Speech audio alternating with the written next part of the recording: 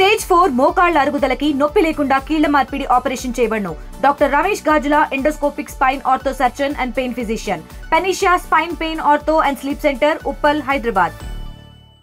ముందుగా అందరికీ దీపావళి శుభాకాంక్షలు తెలియజేసుకుంటా ఉన్నా. ఆనందకరంగా, ఆహ్లాదకరంగా అందరి జీవితాల్లో వెలుగులు నిండాలని ఆ దీపావళి సందర్భంగా భగవంతుడిని ఆకాంక్షిస్తూ, ఇవాళ ఆంధ్రప్రదేశ్ రాష్ట్రానికి ఒక విధంగా భారతదేశానికి ఒక పెద్ద దీపావళి కానుక ప్రధాని నరేంద్ర మోడీ గారు, ముఖ్యమంత్రి చంద్రబాబు నాయుడు గారు, రాష్ట్ర ఐటీ శాఖ మంత్రి నారా లోకేష్ గారు అందించారు. ఇవాళ ప్రపంచంలో అమెరికా తర్వాత అతిపెద్ద ఆర్టిఫిషియల్ ఇంటెలిజెన్స్ డేటా సెంటర్ విశాఖలో ఏర్పాటు కాబోతా ఉంది. ఇది ఒక విధంగా భారతదేశానికి గర్వకారణం అని ఈ సందర్భంగా తెలియజేస్తా ఉన్నా. ఏదైతే ఇవాళ నరేంద్ర మోడీ గారు స్వదేశీ అని, ఆత్మనిర్భర్ భారత్ అని ఏదైతే సంకల్పించారో ఆ సంకల్పానికి అనుగుణంగా ఇవాళ నారా చంద్రబాబు నాయుడు గారు, మరీ ముఖ్యంగా నారా లోకేష్ గారు ప్రయత్నం చేసి ఇవాళ గూగుల్ హబ్ని మనకు తీసుకురావడం జరిగింది. ఆర్టిఫిషియల్ ఇంటెలిజెన్స్ అనేది భవిష్యత్తు నిర్దేశించబోతా ఉన్నది అని అందరూ ఆలోచన చేస్తున్న నేపథ్యంలో ఇవాళ అతిపెద్ద 15,000 గిగావాట్ల లక్ష్యంతో ఇవాళ అక్కడ 1,30,000 కోట్ల రూపాయల పెట్టుబడితో ఈ కార్యక్రమం ఏర్పాటు చేయడం అనేది నిజంగా అభినందనీయం. ఇవాళ ప్రపంచ స్థాయి ఐటీ హబ్గా ఆంధ్రప్రదేశ్ ఏర్పడబోతా ఉంది. ముఖ్యంగా భారతదేశంలోనే ఇంతవరకు ఎక్కడా లేని ఈ ఐటీ హబ్ని ఆంధ్రప్రదేశ్కి తీసుకురావడంలో ఐటీ శాఖ మంత్రి నారా లోకేష్ గారి కృషి అభినందనీయం, అమోఘనీయం. అందుకనే నిన్న కర్నూలు సభలో కూడా ప్రధానమంత్రి గారు ప్రత్యేకంగా నారా లోకేష్ గారిని పక్కకు పిలిచి అభినందించడం కూడా జరిగింది. ఇవాళ ఏదైతే మొట్టమొదటగా లోకేష్ గారు గూగుల్ ప్రతినిధుల్ని విశాఖపట్నం తీసుకొచ్చి స్థల పరిశీలన చేసి తరువాత వారు అమెరికా వెళ్లి వారితో చర్చించినప్పుడు కొన్ని మార్గదర్శకాలు, ఐటీ చట్టంలోని కొన్ని మార్గదర్శకాల్లో మార్పులు కావాలని వారు కోరారు. వారు వెంటనే ఆ విషయాన్ని చంద్రబాబు నాయుడు గారికి చెప్పడం, చంద్రబాబు నాయుడు గారు దఫాలుగా కేంద్ర ప్రభుత్వంతో చర్చలు జరిపి నిర్మలా సీతారామన్ గారితో కానీ, అశ్వి వైష్ణవ్ గారితో కానీ చర్చించి చివరగా ప్రధానమంత్రి గారి దృష్టికి తీసుకెళ్లిన తర్వాత ఆ ఐటీ చట్టంలో సవరణ చేయడం కోసం ప్రధానమంత్రి గారు ఒప్పుకోవడం, ఆ చట్ట సవరణ ద్వారా ఇవాళ ఇంత పెద్ద ఎత్తున పెట్టుబడులు సాధించడానికి ఆంధ్రప్రదేశ్ సాధ్యపడింది అనే విషయాన్ని కూడా ఈ సందర్భంగా మనం గమనించాల్సిన అవసరం ఉంది. ఇవాళ భారతదేశాన్ని ఇబ్బంది పాలు చెయ్యాలని అగ్రరాజ్యాలు ప్రయత్నిస్తున్న నేపథ్యంలో ఇంత పెద్ద స్థాయి ఆర్టిఫిషియల్ ఇంటెలిజెన్స్ డేటా సెంటర్ ఆంధ్రప్రదేశ్కి రావడం అనేది ఇవాళ భారతదేశం సాధించిన ఘనత అని కూడా ఈ సందర్భంగా మనం చెప్పుకోవాల్సిన అవసరం ఉంది. ఇవాళ ప్రపంచవ్యాప్తంగా జాతీయ, అంతర్జాతీయ మీడియా ఇవాళ ఆంధ్రప్రదేశ్ కీర్తిని కీర్తిస్తూ ఉన్నాయి. ముఖ్యంగా ఇవాళ ఎకనామిక్ టైమ్స్ కానీ, బిజినెస్ స్టాండర్డ్స్ కానీ ఏదైతే మొట్టమొదటిగా ఒప్పందం జరిగిన రోజు నుంచి ఆంధ్రప్రదేశ్ రాష్ట్రానికి కొత్త ఊపిరి పోసిందే ఆర్థిక రంగంలో అని వారు కీర్తించడం జరిగింది. అంతకన్నా మరి ఏదైతే వాల్ స్ట్రీట్ జర్నల్ ఉందో, వాల్ స్ట్రీట్ జర్నల్ ఇవాళ అత్యద్భుతంగా ఇవాళ కవరేజ్ ఇవ్వడం జరిగింది. ఈరోజు చంద్రబాబు నాయుడు గారు కూడా దాన్ని కూడా ట్వీట్ చేయడం జరిగింది, వాల్ స్ట్రీట్ జర్నల్ ఏదైతే కవరేజ్ ఇచ్చిందో. అదేవిధంగా చంద్రబాబు నాయుడు గారు 1996లో ముఖ్యమంత్రిగా బాధ్యతలు చేపట్టిన తర్వాత మైక్రోసాఫ్ట్ 1998లో మైక్రోసాఫ్ట్ తీసుకొచ్చారు. ఈరోజు వైజాగ్కి గూగుల్ తీసుకొచ్చారు. ఈ రెండు చంద్రబాబు నాయుడు గారి హయాంలో జరిగినాయి అనే వాస్తవాన్ని మనం గుర్తించాలి. ఇది యాదృచ్ఛికం కాదు. పరిపాలనలో ఆయన అనుసరించే విధానం వల్ల మాత్రమే జరిగిందని ఫస్ట్ పోస్ట్ అనే అంతర్జాతీయ మీడియా ఇవాళ వారి పాలసీని కానీ వారి విధానాన్ని కానీ వారు అనుసరించే పరిపాలన సమర్థతను కానీ కీర్తించడం జరిగింది. ఇటువంటి పరిస్థితుల్లో ఇది గతంలో కూడా చంద్రబాబు నాయుడు గారు మైక్రోసాఫ్ట్ తీసుకొచ్చినప్పుడు ఆనాటి కాంగ్రెస్ నాయకులు మాట్లాడారు, ఇవి కూడు పెడతాయా, ఇది ఏ విధంగా ఉపయోగపడతాయి అని రకరకాలుగా మాట్లాడితే ఈరోజు ఒక్కసారిగా హైదరాబాద్ నగరాన్ని మనం పరిశీలిస్తే దాదాపు 15,000 కంపెనీస్, ఐటీ కంపెనీస్ అక్కడ ఉన్నాయి. దాదాపు 9 లక్షల మంది ఇవాళ ఐటీ ఉద్యోగులు హైదరాబాద్ నగరంలో ఉన్నారు. దానివల్ల హైదరాబాదే కాదు, మన ఆంధ్రప్రదేశే కాదు, తెలంగాణ రాష్ట్రం కాదు, రూపురేఖలు ఏ విధంగా, ఆర్థిక రూపురేఖలు ఏ విధంగా మారిపోయాయో మనందరం చూసాం. ఇవాళ సామాన్యమైన రైతు కుటుంబాల్లో అనేక మంది ఐటీ ఉద్యోగాలు చేస్తూ ఆర్థికంగా పరిపుష్టికి రావడం జరిగింది. రేపు ఈ ఏదైతే మైక్రోసాఫ్ట్ వల్ల ఆ రోజు ప్రయోజనం చేకూరిందో 2014-19 మధ్యకాలంలో కియా మోటార్స్ తీసుకొచ్చారు. కియా మోటార్స్ తీసుకురావడం ద్వారా ఇవాళ పెద్ద ఎత్తున ఆటోమొబైల్ రంగాన్ని ఇక్కడ అభివృద్ధి చేసిన పరిస్థితిని కూడా చూసాం. ఇవాళ గూగుల్ ఆర్టిఫిషియల్ ఇంటెలిజెన్స్, దీనికి సన్నాయి నొక్కులు నొక్కుతా ఉన్నారు వైసీపీ వాళ్ళు, పర్యావరణానికి ప్రమాదం అంటూను. ఒక్కసారి వైసీపీ మేధావులు నేను ప్రశ్నిస్తా ఉన్నా, మీ నాయకుడు పర్యటనల పేరుతో చెట్లు కొట్టేసినప్పుడు పర్యావరణానికి ముప్పు రాలేదా? సాక్షాత్తు రుషికొండను నాశనం చేసిన రోజు పర్యావరణానికి ముప్పు రాలేదా? మీరు చేసిన అనేక కార్యక్రమాలను, అనేక కూల్చివేతల ద్వారా పర్యావరణానికి ముప్పు రాలేదా?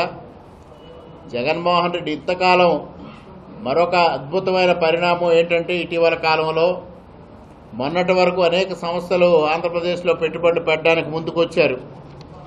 కానీ అందరిలోని ఒక భయం, మరలా జగన్మోహన్ రెడ్డి ప్రభుత్వం వస్తే ఏంటి మన పరిస్థితి అనే భయం ప్రతి ఒక్కరిలో ఉంది. ఎందువల్ల 2019-24 మధ్యలో రివర్స్ టెండరింగ్ అన్నారు, power purchase agreement, international power purchase agreement అన్నీ రివైవ్ చేశారు. అమర్ రాజా బ్యాటరీస్ లాంటి అతిపెద్ద పరిశ్రమని ఇక్కడి నుంచి తరిమేశారు. ఇటువంటి పరిస్థితుల్లో పారిశ్రామికవేత్తల్లో కానీ కాంట్రాక్టర్లో కానీ ఒక భయానక వాతావరణం ఏర్పడింది. ఆ భయానక వాతావరణం ఏర్పడిన తర్వాత కూటమి ప్రభుత్వం ఏర్పడిన 16 నెలల్లో టీసీఎస్ ఇక్కడ పెట్టుబడులు పెట్టడానికి ఆసక్తి చూపించింది, బీపీసీఎల్ ఆసక్తి చూపించింది, మెట్టల్ ఆసక్తి చూపిస్తూ ఉంది. దాదాపు 6.5 లక్షల కోట్ల రూపాయల పెట్టుబడులు ఈ రాష్ట్రానికి రావడానికి ముందుకు వచ్చినప్పటికీ కూడా మరలా జగన్మోహన్ రెడ్డి వస్తే ఏం జరుగుతుంది అనే ఒక భయం అందరిలో ఉంది. ఇవాళ Google artificial intelligence data centre ఏర్పాటు ద్వారా ఇవాళ జాతీయంగా, అంతర్జాతీయంగా విశాఖపట్నం కీర్తి పెరగడంతో, ఆంధ్రప్రదేశ్ యొక్క రాష్ట్రం యొక్క కీర్తి పెరగడంతో జగన్మోహన్ రెడ్డి ఇక రాలేడు అనే భయం ఇవాళ పారిశ్రామికవేత్తల్లో పోయింది. రాలేడు అనేది నిస్సందేహంగా వారిలో ఒక కీర్తి వచ్చింది అనేది ఒక పక్క అయితే, మొన్న కర్నూలు సభలో ప్రధానమంత్రి గారు ఇచ్చిన భరోసా మరోపక్క పారిశ్రామికవేత్తల్లో భద్రతను నింపిందనేది కూడా ఈ సందర్భంగా తెలియజేస్తా ఉన్నా. 3 రోజుల వ్యవధిలో గూగుల్తో ఒప్పందం చేసుకోవడం, ప్రధానమంత్రి గారి పర్యటన, రెండిటితో ఇవాళ పారిశ్రామికవేత్తల్లో ఒక భరోసా నిండింది.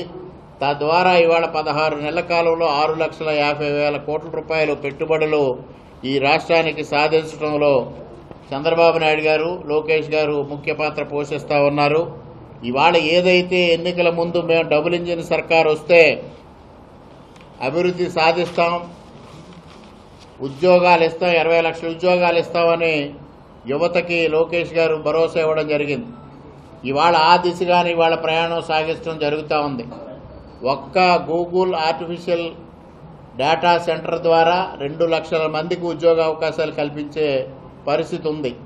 మిగిలిన పరిశ్రమలన్నీ వస్తే తప్పనిసరిగా 20 లక్షల ఉద్యోగాలు ఇస్తామని కూడా ఈ సందర్భంగా తెలియజేస్తా ఉన్నా. మరి ఎందువల్ల జగన్మోహన్ రెడ్డి గారు దీనిపైన విష ప్రచారం చేస్తా ఉన్నారు అంటే మీ అందరికీ తెలుసు.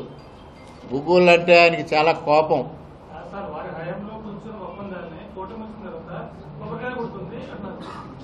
మరి వారి దయాంలో ఒప్పందం కుదుర్చుకుంటే ఇవాళ పర్యావరణానికి చేయటన్న వ్యక్తులు ఆ రోజు మరి పర్యావరణం గురించి ఎందుకు ఆలోచన చేయలేదు అని అడుగుతా ఉన్నా. ఇవాళ దానికి కూడా మీకు ఒక వివరణ ఇస్తా. ముఖ్యంగా గూగుల్ అంటే జగన్మోహన్ రెడ్డి గారు ఎందువల్ల భయం అంటే, గూగుల్లో 6093 కొట్టంగానే జగన్మోహన్ రెడ్డి గారు ఖైదీ నెంబర్ అనేది స్పష్టంగా కనిపిస్తూ ఉంది. రాజా ఆఫ్ కరప్షన్ అని కొట్టంగానే జగన్మోహన్ రెడ్డి గారు, వైఎస్ రాజశేఖర రెడ్డి గారి చరిత్రలు, అవినీతి చరిత్రలు బయటకు వస్తాయి. ఇంకంతకన్నా ఆయనకి అత్యంత కోపం వచ్చిన విషయం ఏంటంటే, గూగుల్ టేక్అవుట్ ద్వారానే సిబిఐ వివేకానంద రెడ్డి హంతకుల్ని పట్టుకుంది. అందువల్లనే ఇవాళ జగన్మోహన్ రెడ్డి కార్నర్ అయ్యే పరిస్థితి వచ్చింది. ఇవాళ జగన్మోహన్ రెడ్డి గారు మేము ఒప్పందాలు కుదుర్చుకుంటే ఇవాళ టెంకాయలు కొడతా ఉన్నారన్నారు. ఇవాళ సాక్షాత్తు సుందర్ పిచ్చయ్య చెప్పారు, మేము ఒప్పందం కుదుర్చుకున్నాం, అమెరికా మమ్మల్ని రమ్మని ఆహ్వానించింది, అయినప్పటికీ కాదు ఇక్కడికి వచ్చామని. నిన్న తమిళనాడు అసెంబ్లీలో ఇది చర్చ వచ్చింది. తమిళనాడు అసెంబ్లీలో సుందర్ పిచ్చయ్య తమిళనాడుకు చెందిన వ్యక్తి, మన రాష్ట్రానికి చెందిన వ్యక్తి పక్క రాష్ట్రంలో పెట్టుబడులు పెడతా ఉంటే మీరు నిద్రపోతున్నారా అని అక్కడ ముఖ్యమంత్రిని వాళ్ళు ప్రశ్నించారు. మరి ఇది గతంలో ఎందుకు జరగలేదని అడుగుతా ఉన్నా. గతంలో కూడా దీని చర్చ వచ్చింది. ఏ విధంగానూ అదానీకి సంబంధించి ఏదైతే గతంలో జరిగిన ఒప్పందాలని జగన్మోహన్ రెడ్డి గారు రాశారు. రాస్తే గంగవరం పోర్టు అదానీ గారికి అప్పచెప్పడం కోసం ఆయన పిలిపించుకున్నాడు. ఆ సమయంలో ఇది అడిగారు ఆయన కూడా, పాతవి అడిగితే అంతవరకు చర్చ జరిగింది. ఆయన తర్వాత దాన్ని ట్వీట్ కూడా చేశారు, నేను గంగవరం ఎయిర్పోర్ట్ కోసం మాత్రమే కలిశాను అని అదానీ గారు. దాన్ని దృష్టిలో పెట్టుకుని ఇవాళ మేము ఆ సమయంలో ఒప్పందం కుదుర్చుకున్నామని లేనిపోని ప్రగల్భాలు పలుకుతా ఉన్నారు. మరి ఇవాళ సాక్షాత్తు సుందర్ పిచ్చయ్య గారి స్టేట్మెంట్కి సమాధానం చెప్పాల్సిన బాధ్యత వీళ్లపైన ఉంది.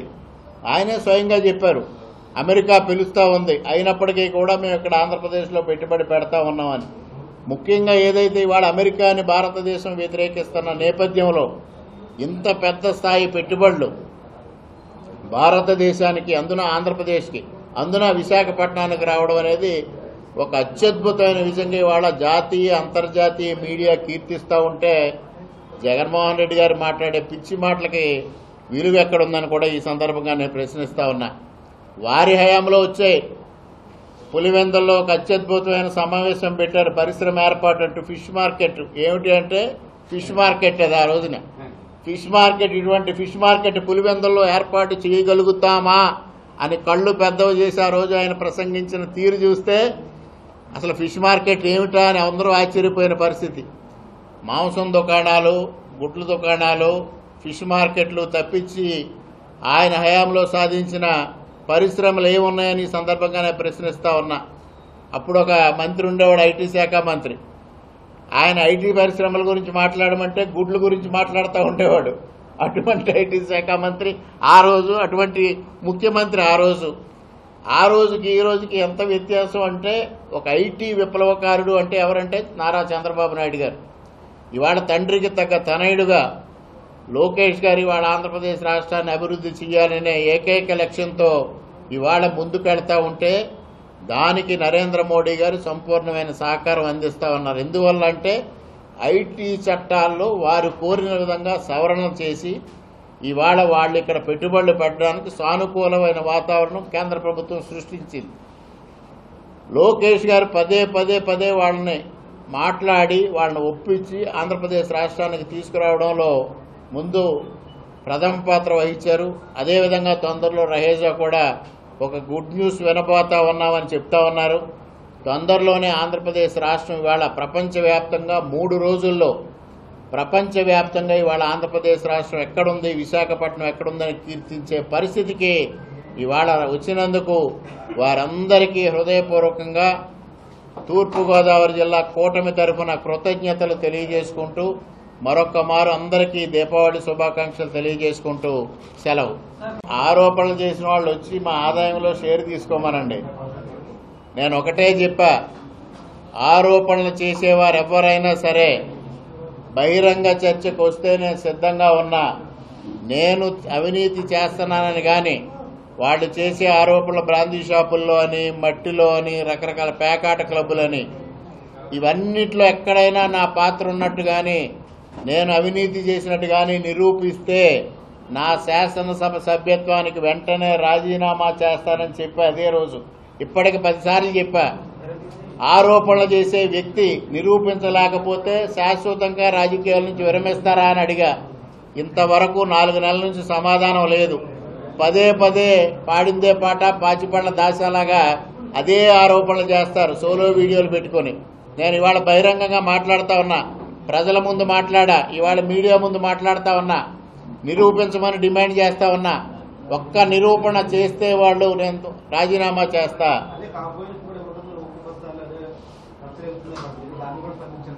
ఏదండి దీని కాంపన్సేషన్ కోసం బాణాసంచా ప్రమాదం ఏదైతే జరిగిందో అక్కడ జరిగిన వాస్తవాలు కూడా ఇవాళ మీడియా మిత్రులందరికీ తెలియాలి. అక్కడ ఒక పద్ధతి ప్రకారంగా అన్ని విధాలుగా సేఫ్టీ మెజర్స్ పాటిస్తూ అక్కడ నడుపుతా ఉన్నారు. ఏదైతే ప్రమాదం జరగడానికి 4 రోజుల ముందు సెప్టెంబర్ 29వ తేదీన అధికారులు, అన్ని శాఖల అధికారులు రొటీన్ ఇన్స్పెక్షన్లో భాగంగా ఇన్స్పెక్ట్ చేశారు. ఇన్స్పెక్ట్ చేస్తే అన్ని సక్రమంగా ఉన్నాయి, వాళ్ళు పర్మిషన్ కంటిన్యూ చేశారు, లైసెన్స్ రెన్యువల్ చేశారు. ప్రమాదవశాత్తు ఆ రోజు ప్రమాదం జరిగింది. దీన్ని న్యాచురల్ కెలామిటీగా డిక్లేర్ చేయడం ద్వారా మాత్రమే ఇవాళ వాళ్ళ కాంపన్సేషన్ ఇచ్చే అవకాశం ఉంది. ప్రమాదం అంటే ఒక తప్పిదం వల్ల, యాజమాన్యం తప్పిదం వల్ల జరిగితే యాజమాన్యం ద్వారా కాంపన్సేషన్ ఇస్తారు. వేరే విధంగా ప్రభుత్వం తప్పిదం వల్ల జరిగితే ప్రభుత్వం తరఫు నుంచి కాంపన్సేషన్ ఇస్తారు.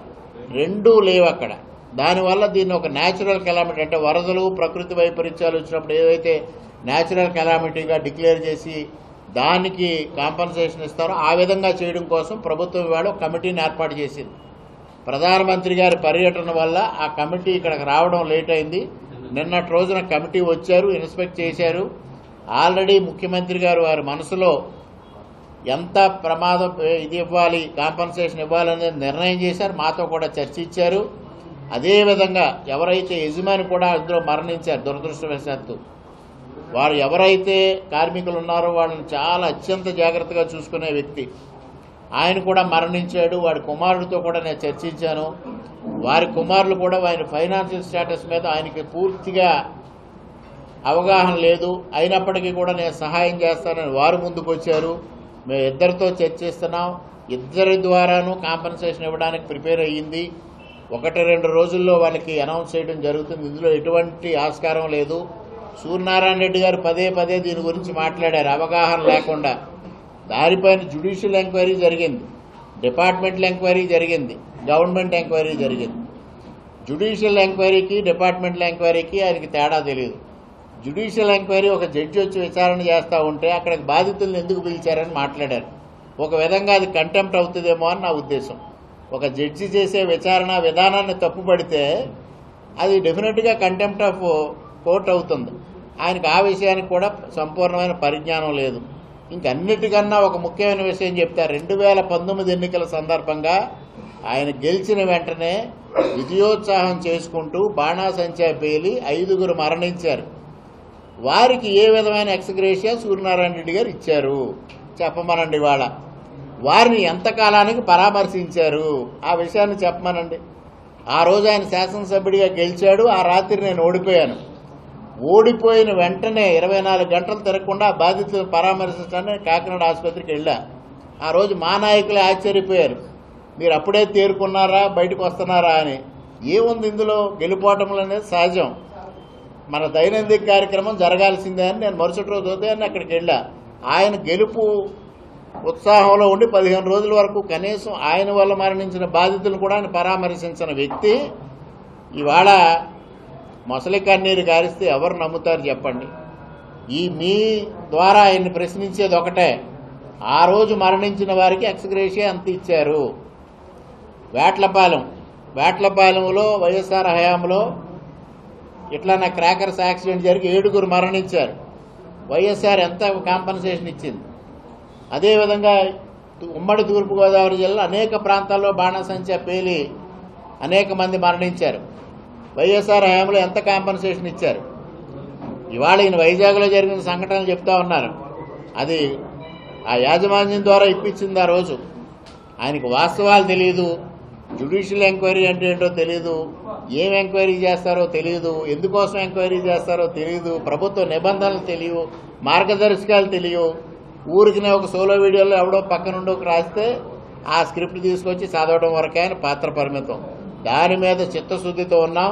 తప్పనిసరిగా వారికి కాంపన్సేషన్ ఇవ్వడం జరుగుతుందనేది కూడా ఈ సందర్భంగా స్పష్టం చేస్తాం. మరలా